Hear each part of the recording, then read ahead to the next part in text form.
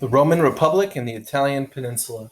To Edward Gibbon, an 18th century English historian and author of Decline of the Fall of Roman Empire, quote, "The period in the history of the world during which the condition of the human race was most happy and prosperous was the 2nd century AD." End quote. It was during this century that the Roman Empire reached its greatest extent and was, according to Gibbon, governed by absolute power, under the guidance of virtue and wisdom. A Roman subject of the 2nd century agreed and had this to say about the era.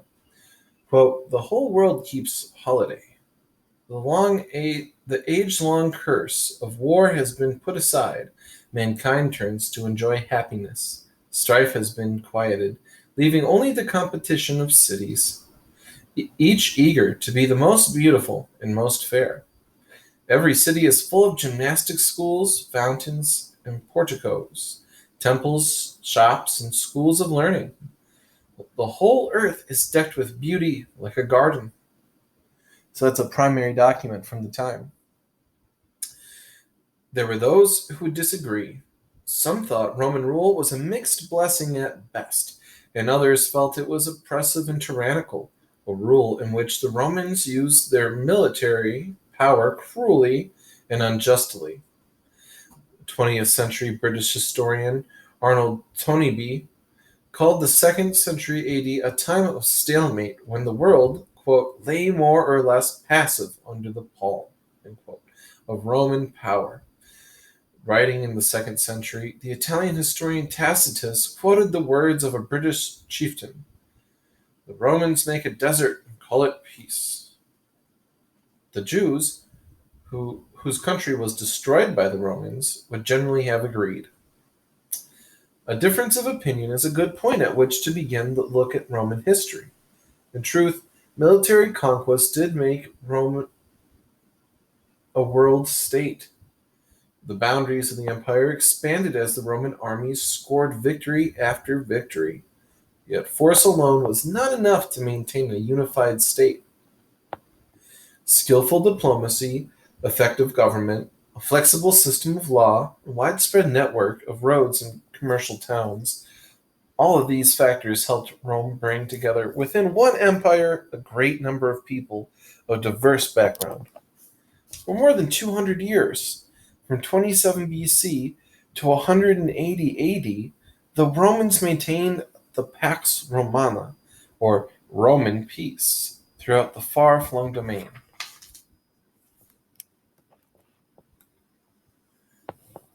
An overview.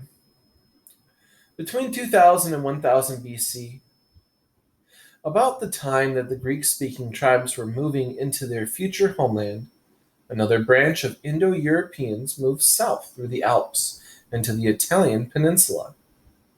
Most important among these peoples were the Latins, a group or tribes who settled in the Tiber River Valley in Italy, western Italy. About 750 BC, the Latins built a small settlement near the Tiber River. Over time, the city of Rome grew from this modest beginning. So in this map, you can see where Italy is located in Europe and where Rome is located within Italy. Early Rome was ruled and influenced by the Etruscans. In the 7th century, let's talk about the Etruscans. So within Italy, this is the region the Etruscans controlled. You see it overlaps where Rome is. The 7th century BC, the Latin tribes were conquered by their powerful neighbors to the north, the Etruscans. Little is known about the Etruscans, but they are believed to have come from Asia Minor. They drained the marshes around Rome, encouraged trade, and taught the Latins to write with the Greek alphabet and to use arches in their buildings. In addition, the Romans began to worship some of the Etruscans' gods and to make statues of these gods as the Etruscans had. Many important features of Roman government developed under Etruscan rule. The Etruscans were responsible for bringing the first city-state civilization to Italy. A king of Etruscan descent ruled the state and was elected to his office by the Latin tribal chieftains. He served as high priest and well as chief magistrate, a government official who has the power to uphold the law. And this person, this high priest, chief magistrate, chose a group of nobles called the Senate to advise him. These high ranking freemen were usually large landowners and were known as patricians, or fathers of the state. This is the wealthy. In contrast, the small farmers and tradespeople were known as plebeians, or common people. This is the poor. Consuls in the Senate led the Roman Republic. In the 7th and 6th centuries BC, an Etruscan family named Tarquin ruled Rome. A bitter rivalry for power developed in the family until eventually one member, Tarquin the Proud, murdered the king and declared himself ruler. A tyrant, he was despised by the people and was finally deposed by the Senate in 509 BC. The Senate then set up a republic, which is a state where the citizens elect representatives to run the government. As in early Greece, power in the Roman Republic was held tightly by those people at the top of the social class, the patricians. The new republic was governed by two consuls, who were the chief magistrates and the Senate. Consuls and the Senate ruled together. The consuls could serve for only 1 year, a provision that kept them from becoming too powerful. In wartime or other emergencies, however, a dictator or absolute ruler could rule in place of the two consuls, but the term of office was limited to only 6 months, the time of a crisis. The Senate was made up of 300 patricians, appointed for life by the consuls. This powerful group of senators conducted foreign policy, proposed laws, handled the government's finances, and nominated the consuls for office. Rome expands within Italy. Soon after Tarquin and the Etruscans were overthrown in 509 BC, Rome and the nearby Latin tribes got together to form a defensive alliance known as the Latin League. By the beginning of the 4th century BC, Rome and the League successfully controlled the central Italian peninsula. Soon, however, two setbacks to Roman expansion occurred. The first was the invasion in 309 BC by the Gauls to the north, who were fierce, fair-haired warriors who came from what is now France and northern Italy.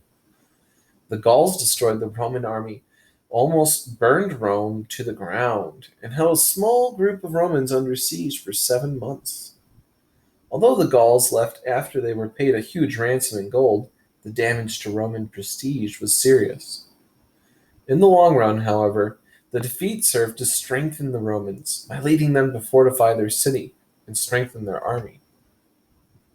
The second setback took place in 340 BC, when other members of the Latin League, jealous of Rome, revolted.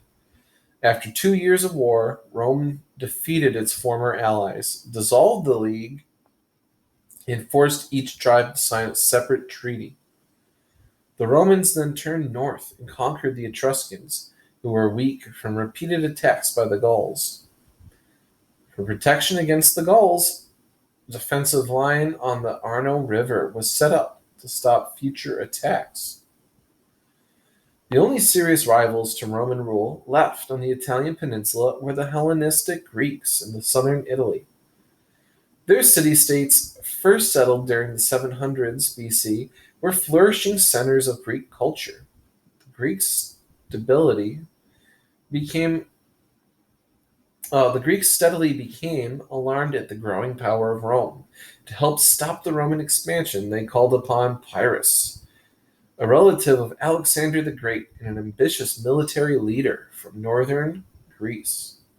In 280 BC, with an army of 25,000 men and 20 elephants, he defeated the Romans in battle.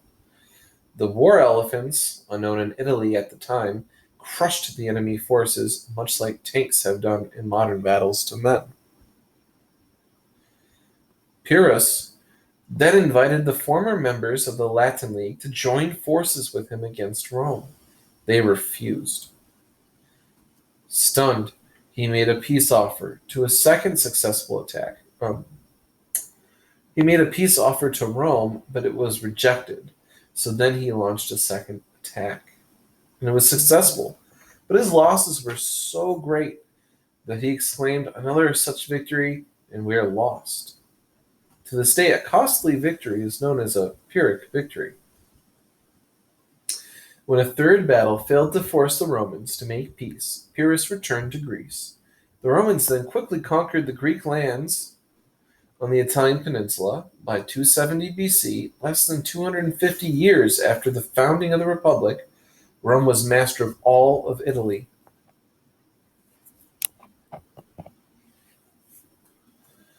Factors contributing to the military success of Romans.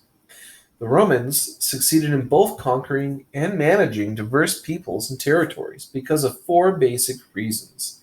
These reasons relate to Rome's favorable geography, strong family values, great military strength, and wise leadership. Starting with geography, in conquering the hostile peoples surrounding Rome, Etruscans in the north, hill tribes in central Italy, Greeks in the south, well, then the Romans were favored by geography. One important advantage was the city's central location in the Italian peninsula. This position gave the Romans a strategic advantage over their enemies, who had difficulty uniting successfully. Another advantage resulted from the mountainous terrain of the Italian peninsula. The Alp Mountains to the north kept all but the most determined invaders from entering the peninsula. In addition, the Romans were not hurt by the mountains which run down the Italian peninsula. These mountains were not as rugged as those in Greece, and therefore did not work against Rome's unification of the area. Family values. Most of the early Romans were farmers. They lived simply, worked hard, and fought well. In general, the Roman family was a close-knit group held together by affection, the necessities of a frugal life, and the strict authority of parents. Both parents played important roles in family activities and taught children loyalty, courage, and self-control. Most Romans took their civic and religious duties seriously. The stern virtues praised by the Roman family life were a source of strength to the early republic. In later years, when increasing power and wealth began to undermine family life, some people were unhappy about the passing of the old order. Rome stands built upon the ancient ways of life, warned a poet in the 3rd century BC, who felt the need for a return to the strong family values of the past. Military strength. The success of the Roman conquest was largely the result of a well-trained army of citizen soldiers. The basic military unit was the legion, an infantry force of 6,000 men at full strength. Each legion was divided into groups of 120 men. At first, only Roman property owners could be soldiers.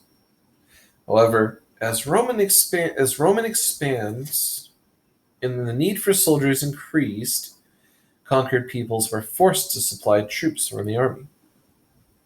In addition to enriching a strong army, Rome's military strength also aided its political goals.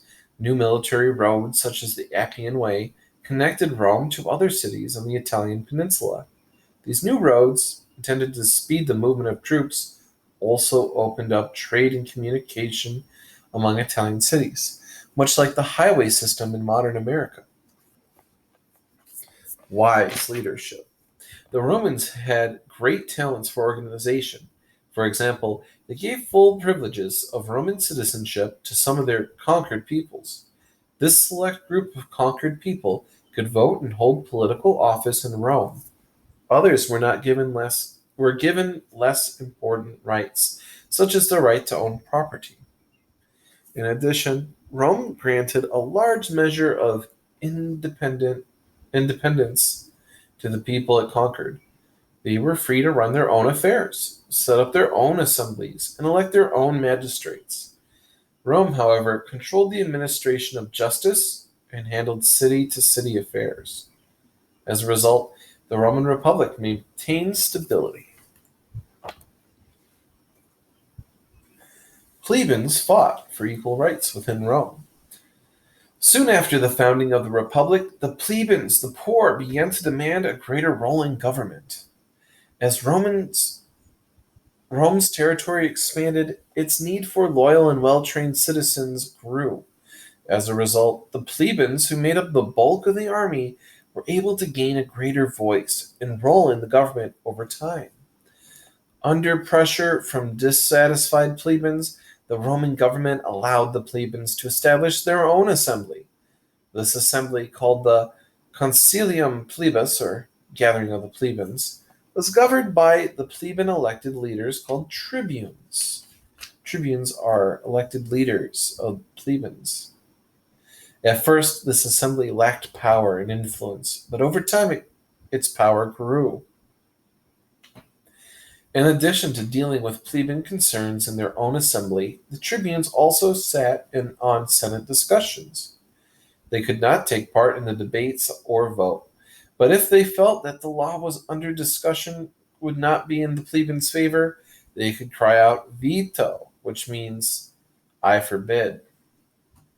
Although at first the veto did not stop the Senate from passing laws, it did encourage senators to rethink unpopular laws. About 450 BC, the plebeians won the right to have the laws of the Republic written down and available for all to see. This prevented judges from making different decisions on similar cases in order to favor patrician interests. So if a plebeian and a patrician were charged with the same crime, they might be given different punishments. But after you write all the laws down, they would have to get the same punishment for breaking the same law. These written laws were called the 12 Tables. They were carved out of 12 bronze tablets and hung in the Forum, a central open-air meeting place for all to see. That is the end of our first video on Rome. How did the Etruscans influence Rome? What was the main leadership position in the Roman Republic? Why was Rome able to be such a military success?